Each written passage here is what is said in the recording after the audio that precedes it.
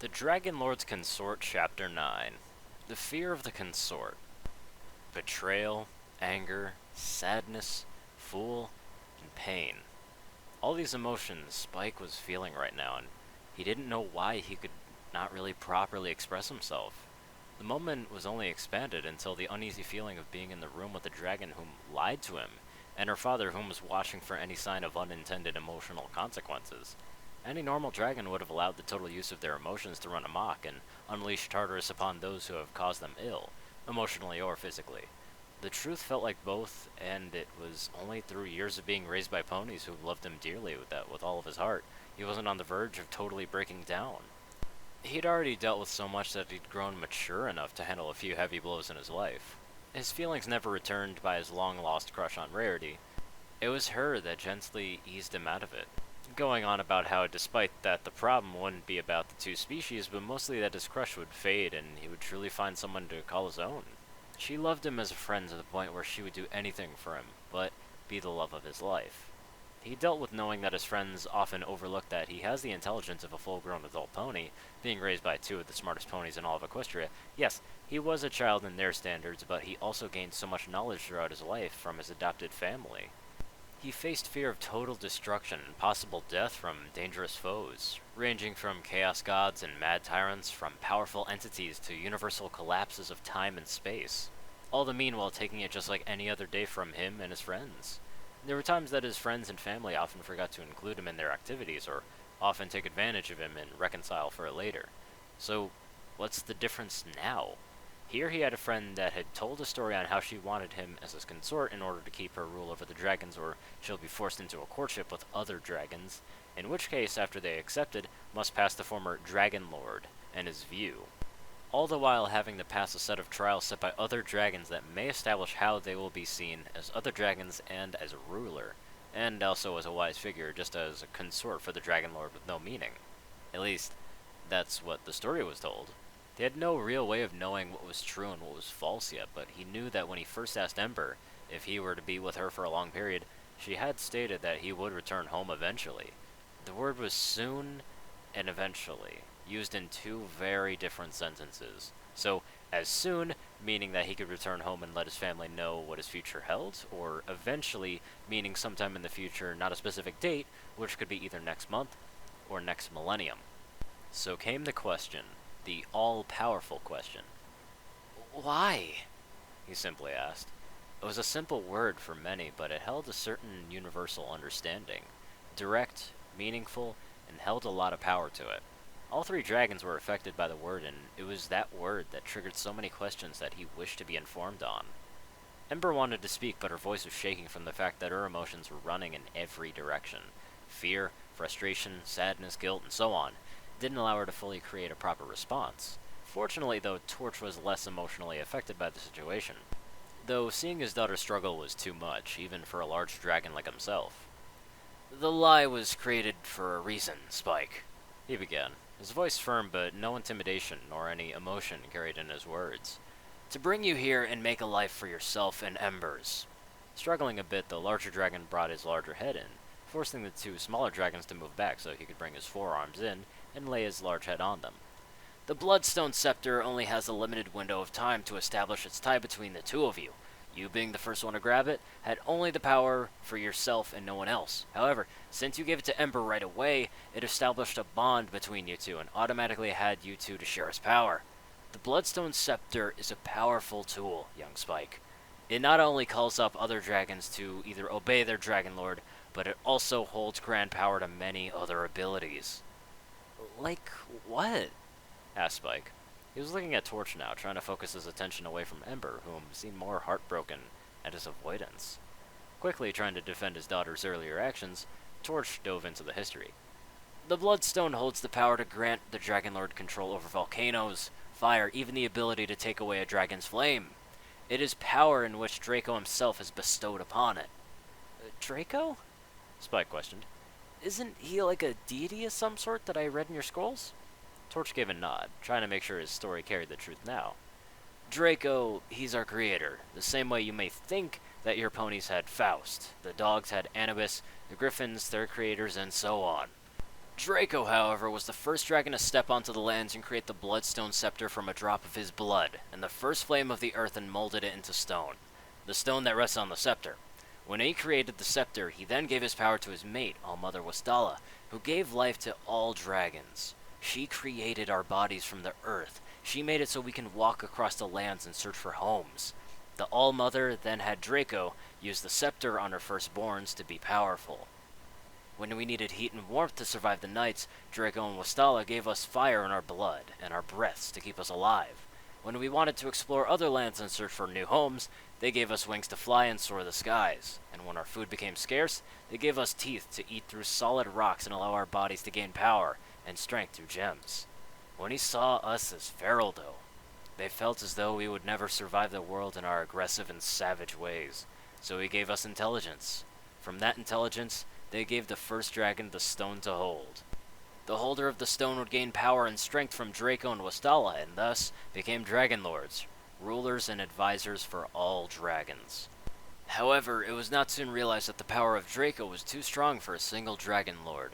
It was too much power, and any dragon whom held the scepter would die very soon. The power of Draco was too great that it enveloped their bodies and began to kill them off. That's why after the Dragon Lords died off, a set of dragon elders had written and established commands, or rules, that they must have a mate or a consort or whichever to share that power. Once they have chosen their partners, the power would transfer over to them in both, and it would extend their life. Spike remained silent, but he was just in awe at the history of dragons. He already knew a few tidbits from the scrolls he had read earlier, but hearing it, and feeling that the stone carried a lot more than he realized, brought everything into perspective. He almost felt ashamed for allowing his emotions to get the best of him and targeting them at Ember. She had a reason to do so, but it was still a lie. So, Spike began, trying to swallow and take in the information explained to him. The scepter has immense power and no single dragon could hold it? In which case they need to take in a mate or consort to transfer the power so it doesn't kill them both? The larger dragon nodded, his giant head. Yes, but more so, the bond between the two must be strong enough that the dragons can equally share, without repercussions. Such as? They must share a bond of love and devotion to one another in order for the power to transfer properly, spoke Ember. Her mood was somber and her eyes would try to catch Spike's. He finally met hers, but they still had the look of betrayal and sadness, whereas he quickly turned away with a glare, causing a blow to her heart. His eyes did, however, widen as something struck him odd. Hey, wait. If the power is to be transferred through devotion, why didn't it start when I gave the scepter to Ember? It did, Ember nearly exclaimed, trying to bear through the struggle of her ache. However, what I hadn't realized at the time was that because you held it first, then gave it to me, our bonds quickly merged, yet when you left back home, the bonds started to weaken. Which is why I told my daughter, stated Torch, to make up a lie or find a way to bring you back here before it was too late. I wasn't completely aware that you had reached the scepter first and handed it to her. Had she held it first, she wouldn't have a need for you here. Well, why can't Ember then let me return home? He asked, a bit of desperation hitting his voice. I mean, she's visited Equestria before. As a Dragon Lord, can't she just undo this tie between us? She may leave her homeland without the scepter for a certain period of time, a week and a half at most. However, it cannot leave the Dragonlands, for it is where Draco has created it, with fire of the earth itself. There is a reason for dragons to live out here, other than just the lava and gems. We are tied to the grounds where we were created from, and so is the bloodstone. With the bloodstone scepter leaving its grounds, it would cause certain destruction across the lands. Yes, for a time it can leave, but it must immediately return in order for the other lands to not be affected by its power. That made sense, and to a certain degree. It was more of an explanation that he had been prepared to hear. Ember's reasoning for lying, however, their supposed demise if left too far apart and him not leaving for a period of...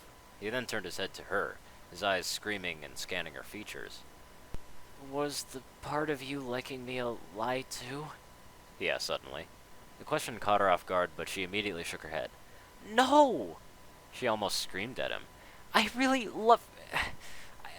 care for you, Spike. I truly do, but I wasn't sure if you would ever return once you found out the truth. Her voice carried desperation, a certain need for him to forgive her actions. I meant everything I'd ever told you, and I just wish that there would have been another way for this to happen. He didn't reply, and his silence made the guilt that much more painful. He sighed and shook his head. What about the trials? Are those real? This time, Torch responded. The trials are very much true. However, it wasn't something that needed to be done to any other dragon. However, both you and my daughter are young, and have not reached the proper age of maturity to fully be in charge of being Dragon Lord. A few simple commands here and there are just simple control functions of the scepter, but to hold and command the dragons of the world must be dealt with delicate care. But if we were too young, why allow... began Spike. The rule states that any dragon can join the Gauntlet of Fire, he interrupted. But the previous Dragon Lord must help any young dragon that wins the challenge to properly establish their role as Dragon Lord, in which case I would have to instruct any dragon to properly rule. And did that mean keeping peace between nations? Spike asked. The larger dragon tried his best to cock his giant head, but only managed a simple turn before giving a kinda simple raised eyebrow. What makes you ask that? As a Dragon Lord, we must maintain peace between nations and make sure that we do not cause disorder in other lands. It is one of the rules that the elders and the first Dragon Lords established. Spike snorted at that. Had Garble won, he would have charged a brigade of dragons to go and burn down Equestria. Would he be able to do that? Torch growled at that, and more or less wished he wasn't dealing with these two to go deal with him. By Draco himself, if he had won, I would not hold restraint to make sure that he would deal with my wrath had he done anything reckless as that. He grunted, shifting his form once more before raising his head. For now, I must go and relax, for my head is getting cramped in here. I hope, young Spike, that you may forgive my daughter's actions and lies. She was merely trying to save you and herself from a very horrible fate. He turned to Ember, giving a small smile back to her before sighing and nodding. Yes, I can. Ember released a silent sigh of relief. So, if you hadn't told Ember what it meant to be a Dragon Lord and I held the scepter first, would I have died early too? Torch seemed to think on it, trying to figure it out. He almost seemed lost on the question, as well as before responding. Never has a dragon willingly given the bloodstone scepter after acquiring it. For you to do it almost right away to Ember, it almost sealed the two of you together. However, whether the power would have remained and killed you off, well, the chances would have been lower. However, because you held it within a certain amount of time and had not returned it to Ember in time to establish a bond, it may have manifested in different ways. Wait, manifested? Spike asked, a small twinge of fear creeping in. Your greed could have taken over and made you jump to a rapid growth, or you could have gone mad with your power and what, well, little was left of you, and that could have left a less desirable outcome of your friends and family. Spike felt a chill go up his spine at that. If he hadn't come back, what true fear and pain would have that brought to him? The unknown knowledge and surge of greed that could put his friends and family in danger? More than the first time, it was worse to think about, even more heart-wrenching knowing that Ember took off the chance he might hate her in the end, but would have still saved him from a future worse than he could imagine. He finally gave a look of acceptance and understanding towards Torch before turning to Ember, whom was patiently waiting his. The whole time she had tried to remain to herself, almost silently begging for Draco, the All-Mother, and her own mother to let Spike see her reasoning for the lie. She was to herself the whole time, her heart on the verge of total collapse, and had Spike not forgiven her or worse, he would have left, dooming them both. Seeing his eyes, she saw that he finally understood the meaning of it all. He turned to her and finally gave in. Ember, I'm sorry that I... And then she immediately grabbed him and pulled him in for a hug. Soft whimpers could be heard from her trying to hold back any sobbing as she begged for his forgiveness. Spike wanted to reassure her, but he didn't want to ruin this for her, so he hugged her back. Torch felt at the display. Young love. Much to his pleasure that Ember had finally found someone not only within the area of her age, but found one of pure heart and more. His intelligence, his charisma, his heart, all of it because he was raised by ponies. Ponies he had so many times often undermined them, and yet here was proof that they had created something truly magical. Yes, he felt that the notion of the magic of friendship was something to laugh at, but he found that without it, his daughter might have perished in the gauntlet. Garble would have won, and he might have had to deal with two devastating actions in his lifetime. Draco and Wastala to forgive him, and his mate as well. Speaking of, I must leave now, he said, causing both to break their hug and turn to him. The evening approaches, and I can assure you that both by tomorrow we will be setting you up for the trials. For now, rest and reconcile with one another, learn to regain your loyalty and banish any harsh feelings. I know you two only see each other as friends or consorts, but for the sake of your hearts, try to see further than that. With that, his giant head shook in and out of the cave before disappearing, leaving the two by themselves. Once he was completely out, Spike let out a small sigh of relief, and Ember fell to her haunches, the emotional playback affecting her mentally and physically. Her eyes were red and still staining with tears, but a smile had formed on her mouth, and Spike gave an apologetic look. Ember, Look, I'm sorry I lashed out on you. Don't be, she assured him, pulling him into her. He stayed upright while she laid her head on his, brushing it against his chest. I should be begging for your forgiveness, especially that I lied to not only you, but your family as well. I can only imagine that if they are to learn the truth, that they would hate me for it. Spike brushed his claws over her head, trying to ease her worry. I think they would be angry, but once they find out why, they'll forgive you. Especially when they know that it could have ended badly for me. He looked down as she held her head tightly to his chest, occasionally brushing it. It was odd knowing that he was at this end, him always being the one brushing his head against the chest of his friends, Twilight, his mother, and Ember.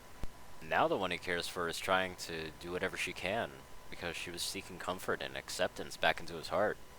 He often wondered if he were to ever grow huge and tall, would the other girls seek comfort and acceptance to him?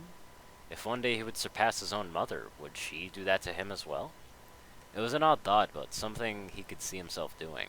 Not to mention that if he and Ember should ever have kids and... Wait, what? Where'd that thought come from? Ember must have felt his distress as she pulled away. Something wrong? She asked. He just shook his head, trying to clear his thoughts before responding. Just an odd thought came to mind. She cocked her head. Something odd? Was it a bad one? He thought again on it, and for some reason this time it felt pleasant, and he pushed back any fear that one day he and Ember might be something more. With this thing going between them right now, it was kind of hard to say, but he knew that he was to be with her in some way or some form. He cared for her and her to him, which begged the question, would they truly be happy together forever? I think I can safely say that it was a good one. One that maybe I can, or we can enjoy in the future.